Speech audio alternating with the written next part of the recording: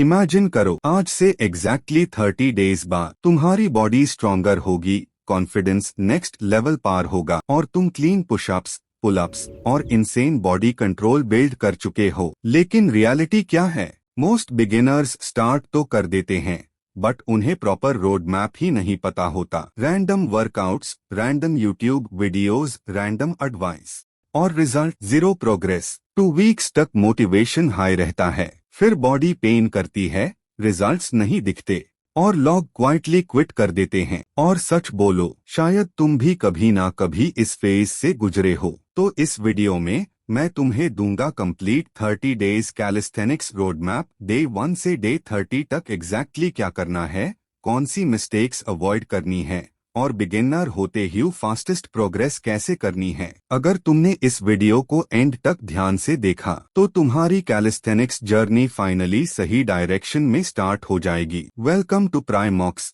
जहां हम बिल्ड करते हैं स्ट्रेंथ, डिसिप्लिन और इनसेन फिजिक विदाउट एक्सक्यूजेस। सबसे पहले एक इम्पोर्टेंट बात समझ लो, कैलिस्थेनिक्स सिर्फ पुशअप्स करना नहीं होता। ये एक कंप्लीट ट्रेनिंग स्टाइल है जहां तुम अपने बॉडी वेट से स्ट्रेंथ, मसल, बैलेंस और बॉडी कंट्रोल बिल्ड करते हो। और ऑनेस्टली इसी वजह से कैलिस्थेनिक्स इतना एडिक्टिव लगता है, क्योंकि यहाँ सिर्फ बॉडी नहीं बनती, माइंडसेट भी स्ट्रांग होता है। लेकिन बिगिनर्स यही सबसे बड़ी गलती करते हैं। वो डे 1 पर ही एडवांस्ड स्किल्स ट्राई करने लगते हैं, muscle up, planche, handstand, pushup. Instagram reels देखकर लगता है कि ये सब इंस्टेंटली हो जाएगा, लेकिन रियलिटी कंप्लीटली अलग होती है। जब बेसिक स्ट्रेंथ हाई वीक होती है तो एडवांस्ड स्किल्स सिर्फ फ्रस्ट्रेशन देती है। Result no progress, injury, motivation खत्म। इसलिए फर्स्ट वीक में तुम्हारा सिर्फ एक गोल होना चाहिए, फाउंडेशन बिल्ड करना। अगर फाउंडेशन स्ट्रांग नहीं है तो आगे की प्रोग्रेस भी अनस्टेबल होगी। वीक 1 में फोकस करो बेसिक मूवमेंट्स पर, पुशअप्स, स्क्वाट्स, प्लैंक्स और असिस्टेड पुलअप्स। अगर 20 पुशअप्स नहीं होते, नो प्रॉब्लम, 5 क्लीन पुशअप्स से स्टार्ट करो। अगर पुलअप नहीं होता तो रेजिस्टेंस बैंड यूज करो या नेगेटिव पुलअप्स करो। और ट्रस्ट मी, इसमें कोई शेम नहीं है। हर स्ट्रॉन्ग एथलीट कभी बिगिनर हाई था। बिगिनर्स के लिए सबसे इम्पोर्टेंट चीज होती है कंसिस्टेंसी। परफेक्ट बनना जरूरी नहीं है, रोज थोड़ा बेटर बनना जरूरी है। अब बात करते हैं वीक 2 की। यहाँ से तुम्हारी बॉडी अडेप्ट करना स्टार्ट करेगी। पहले वर्कआउट्स के बाद जो एक्सट्रीम सोरनेस आती थी वो धीरे धीरे कम होने लगेगी और इसी स्टेज पर मोटिवेशन भी वापस बूस्ट होता है, क्योंकि फाइनली तुम्हें फील होने लगता है कि बॉडी इम्प्रूव हो रही है। वीक 2 में तुम्हें अपनी रेपिटेशंस स्लोली इंक्रीज करनी है। अगर तुम पहले 5 पुशअप्स कर रहे थे तो अब 8 या 10 टारगेट करो। प्लैंक होल्ड टाइम इंक्रीज करो, स्क्वाट्स कंट्रोल्ड स्पीड में करो और सबसे इम्पोर्टेंट फॉर्म इम्प्रूव करो, क्योंकि कैलिस्थेनिक्स में क्वांटिटी से ज्यादा क्वालिटी मैटर करती है। 10 अगली पुशअप्स से बेटर है 5 परफेक्ट पुशअप्स। इस वीक में तुम बॉडी कंट्रोल पर भी फोकस करना स्टार्ट करो। For example, slow pushups, pause squats, controlled negatives.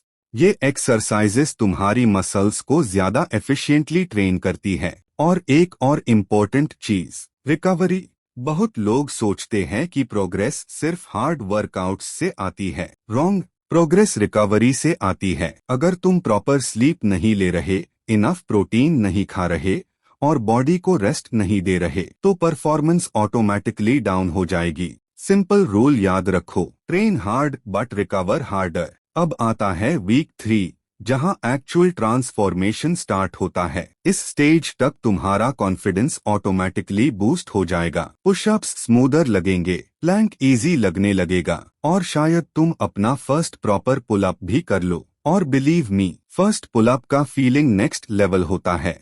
उस मोमेंट पर तुम्हें रियलाइज होता है कि कंसिस्टेंसी एक्चुअली काम करती है। वीक 3 में तुम बिगिनर से थोड़ा एडवांस्ड बिगिनर जोन में एंटर करते हो। अब तुम वेरिएशंस ट्राई कर सकते हो, जैसे diamond pushups, incline pushups, jumping squats, hanging knee raises. लेकिन याद रखो, ईगो ट्रेनिंग मत करना। अगर कोई एक्सरसाइज कंट्रोल में नहीं हो रही तो इजियर वर्जन पर वापस आ जाओ। फास्ट प्रोग्रेस के चक्कर में इंजरी लेना सबसे स्टूपिड मिस्टेक होती है। और ऑनेस्टली सोशल मीडिया कंपैरिजन भी अवॉइड करो। तुम्हारा जर्नी तुम्हारा है, किसी और के चैप्टर 10 को अपने चैप्टर 1 से कंपेयर मत करो। अब बात करते हैं फाइनल वीक की, वीक 4। यही पार मोस्ट लोग मेंटली स्ट्रांग बनते हैं, क्योंकि इस पॉइंट तक मोटिवेशन थोड़ी कम हो चुकी होती है, लेकिन डिसिप्लिन बिल्ड होना स्टार्ट हो जाता है। और रियल ट्रांसफॉर्मेशन मोटिवेशन से नहीं, डिसिप्लिन से आता है। वीक 4 में तुम्हें अपनी परफॉर्मेंस टेस्ट करनी है। डे 1 पार तुम कितने पुशअप्स कर पा रहे थे और अब कितने कर पा रहे हो? कितना प्लैंक होल्ड कर पा रहे हो? क्या अब पुलअप इजियर लग रहा है? चाहे प्रोग्रेस छोटी हो, अप्रिशिएट करो, क्योंकि 30 डेज पहले वाला वर्जन और आज वाला वर्जन सेम नहीं है, और ये सिर्फ बिगिनिंग है। अगर तुमने ऑनेस्टली ये 30 डेज कंप्लीट कर लिए, तो तुमने सिर्फ मसल्स बिल्ड नहीं किए, तुमने डिसिप्लिन बिल्ड किया, सेल्फ रिस्पेक्ट बिल्ड की, कॉन्फिडेंस बिल्ड किया, और वही चीज तुम्हारी एंटायर लाइफ इंप्रूव करती है। एक और इम्पोर्टेंट टिप, हर वर्कआउट ट्रैक करो, अपने रेप्स लिखो, अपनी प्रोग्रेस रिकॉर्ड करो, क्योंकि जब तुम खुद को इम्प्रूव होते हुए देखते हो, मोटिवेशन नेचुरली इंक्रीज होता है।